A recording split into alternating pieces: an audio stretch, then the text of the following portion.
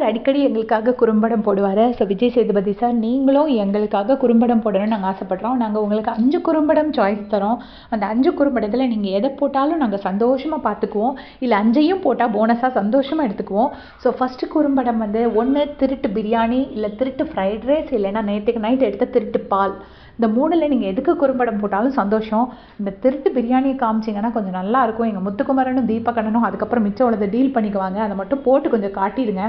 So second குறும்படம் எதுக்குன்னா, மஞ்சரி butter கேட்டு கை நீட்டினாங்க இல்லையா? நிறைய பேர் மஞ்சரி பொய் சொல்கிறாங்க, எபிசோட் பார்த்துட்டு பேசு அப்படி இப்படின்னு கண்டமேனு திட்டிகிட்டு இருக்காங்க. ஸோ மஞ்சரி பட்டர் கேட்டு கை நீட்டினாங்க. அதுக்கப்புறம் தான் வேறு அடுப்பாவது இருக்கான்னு கேட்டாங்கங்கிறத தயவு செய்து நீங்களே ஒரு குறும்படம் போட்டு காட்டிடுங்க சார். நம்ம சொன்னால் யாரும் நம்ப மாட்டேங்கிறாங்க.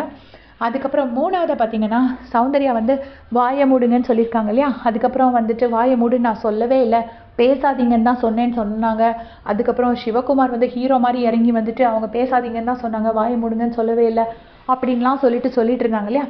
அதுக்கு ஒரு குறும்படம் போட்டால் ரொம்ப சந்தோஷமாக இருக்கும். சௌந்தர்யா வாயை மூடுறீங்களா கொஞ்சம்னு சொல்கிறாங்க.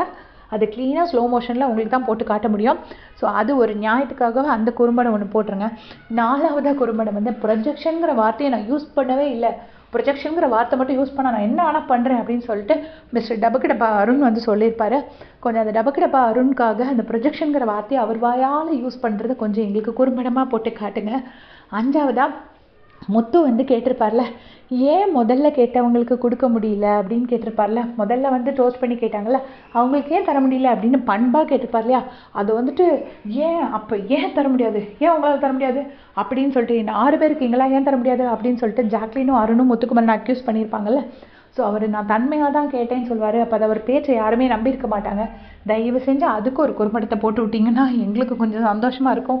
இந்த 5 குறும்படத்தில் நீங்கள் 1 போட்டாலும் சரி, இல்லை 5ஐயும் போட்டாலும் சரி, உங்களுக்கு கோடி கும்பிடா போகும். நான் ஏதாவது குறும்படத்தை மிஸ் பண்ணியிருக்கேன்னா மறக்காமல் கமெண்ட்ஸில் சொல்லுங்கள். அந்த குறும்படத்தையும் சேர்த்து போட்டு விடட்டும் Vijay Sethupathi sir. Thanks for வாட்சிங் கைஸ்.